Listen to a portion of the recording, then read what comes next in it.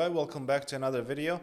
As I promised, this is going to be a practice video for the previous exponent and logarithmic laws video. So if you haven't checked it out, make sure you do so. I might link it in the description or at the top somewhere. And make sure you go through that, and then you can go through these questions. I think I've prepared 4 or 5 questions, which should be plenty to practice, and every question have their own parts. And as you can see, I also put the formula booklets stuff on the right side for every question that we will see, just so our eyes get used to it, and whenever we see it in the formula booklet, we're not surprised. So with that being said, let's do some practice. Express the following in the form of single power. Now these are very quick questions, but they're very good for getting the basics down, getting the solid foundation. So the first one, the bases, I will not explain everything in detail because I did that in the previous video. The bases are same. I use the product rule. A will become 6 plus 2, which is 8. This one is power rule. 6, when I open the bracket, I multiply them. 6 times 2 is going to be 12. The bases are same. A square, a cube, and a. If there is no exponent, that means it's 1. So I add everything up. A6. Again, what is this? Power rule. Yes, we open the bracket. So a 3, 5 times 5. 5s will cancel out. A cube will be our answer. This one, again, the bases are same. We can just add the top. So a is going to be, when we add them, actually x's will cancel. 3 plus 1 is going to give us 4. A6 and a, again, if there's no exponent, it means it's 1. A7. A2, 6. It's the opposite of the one we just did earlier, the second question. So this is going to be A12. A2 times A6 divided by A5. So when we multiply, we add them. A8 divided by A5. And when we divide, we subtract. So this is going to be 8 minus 5, which is 3. Again, another power rule. When we open the bracket, we multiply the exponents. So 10, A, 3 divided by 5, multiplied by 10. 10 and 5 we can cancel. There's 2 left. So A is going to be 3 times 2, which is 6. And the last one, it's a division, quotient rule. When we divide, we subtract. So n plus 5 minus n minus 3. N's will cancel out, and it will be a 5 minus 3, which is a2. A square. Okay, so find the value of each of the following, giving your answer as an integer. So log 6, we had a similar in the previous video. What is, again, let me just write this one here, log AB equal to C, which means B has to be equal to A to the power of C. So the first question, log 6 equal to X.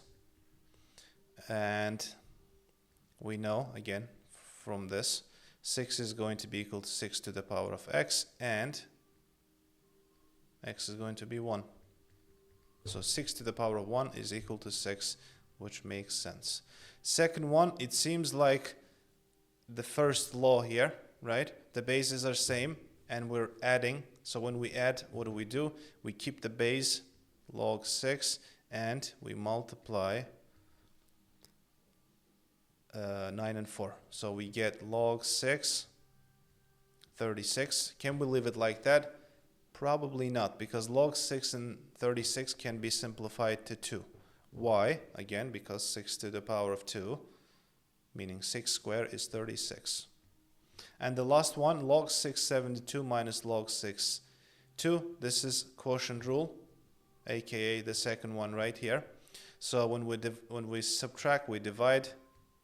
Log 6, 72 divided by 2. Again, this is going to be equal to log 6, 36, and that's going to be equal to 2 as well. This is more like an exam question. Let P equal to ln2. Again, ln, if you're not familiar, ln just means log E something. Log E2, for example, can be written as ln2. Let p equal to ln2 and q is equal to ln6. Write the following expression in terms of p and q.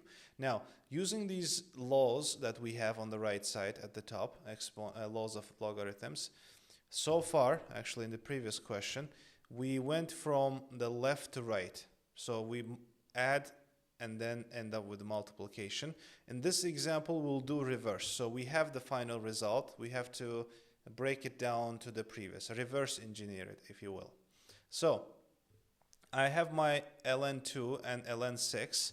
Since these are the only two things I have, I kind of have to think about bringing everything to that if I can. Okay? So first one, let's see. ln12. Now ln12 can be written as something times something. Okay? We can write 3 and 4, 1 and 12, but we have 2 and 6 here, so why not use those? ln2 plus ln6. Hopefully you can see that this is reverse of what we were doing before. We know what ln2 is, which is p, and ln6 is q, so the answer is going to be p plus q. ln3. What can we do with ln3? Now, ln3 can be written as something divided by something, or something multiplied by something, but multiplication, we can write 1 and 3, which is not going to give us anything again because we have ln2 and ln6. So how about we try to use the second rule here, quotient rule. Can we write it something divided by something, or rather something subtract something, so it ends up 3? Yes, we can. We can do ln6 minus ln2. Yes, why? Because 6 divided by 2 is going to give us what? 3, ln3. So ln6 is q, this is p, there goes your answer. See?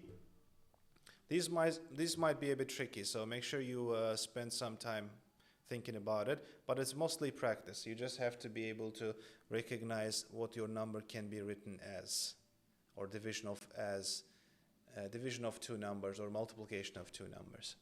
ln48. Now pause the video here if you want to test yourself. Now 48 can be broken down into many pieces, right? I'm just going to write it down here. So we can write 48 as, I don't know, 6 times 8. We can write 48 as 2 times 24. We can write 48 as, what else can we do? 6, 8 I did already. 4 times 12, etc., right? So let's see what we can do here. ln 48, either one will work, by the way, if you keep going a few steps. So ln6 plus ln8, I think so far we are okay with this, yes? Now we have ln6, so that's good. We have q part already. But ln8, we don't really have an ln8. We don't have ln8. But there is a rule here. It says log c. So here's what it says basically. Log, let's say 10, and 5 square is equal to 2 log 10, 5. So if you have an exponent here, you can bring it forward. How is that helpful, you might say? Because we can write ln8 as, not equal, plus ln 2 to power of 3. Yes, take a moment. Then it will become ln6 plus 3 ln2, and that's going to be equal to q plus 3p. Okay, I get that this one a bit tricky, but this is a common thing to do. This is a common thing to do. We just wrote ln8 as 3 ln2 because of the rule that we have in the formula booklet. So make sure you practice that a little bit, or think about it if you didn't get it. But it's pretty straightforward, actually. The formula is pretty straightforward, but you might not see that 8 is equal to 2 to power of 3. But that's when I tell my students that you have to get good with numbers.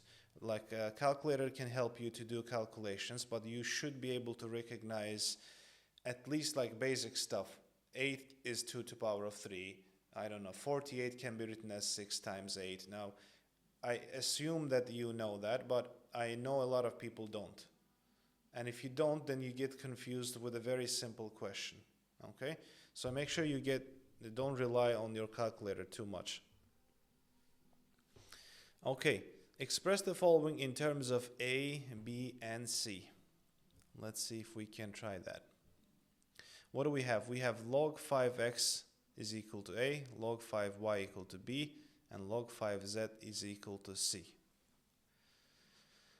Hopefully we'll have enough spot here. So xy, again, product rule, can be written as log 5x plus log 5y.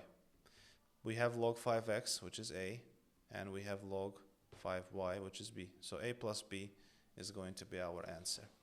Log x divided by y, again, this is a quotient rule from the formula booklet. Actually, let me do it again. Okay, so it means log 5x minus log 5y, and that's going to be A minus B. Easy, right? Next one, log 5x cubed. This is the third formula from the formula booklet. So what do? Again, this is an example of what we just did in the previous slide. So we can bring the 3 to the front as a coefficient. So it will become 3 log 5x. And we know 5x is what? Is A. So it's become 3a. And the last one here, log 5 square root of x. So what is square root of x? I talked about it in the exponent video. If you haven't checked that out, make sure you do so. It's just 1 over 2. Again, I can use the previous example to bring 1 over 2 forward, and then I'll have log 5x, which is a, so I'll have 1 over 2 times a, or a over 2. All right, that concludes the example section of exponent and logarithmic rules. Hopefully you learned something. Again, make sure you pause the video before each question so you can try it out for yourself. Otherwise, I think that'll be it. I'll see you guys in the next one.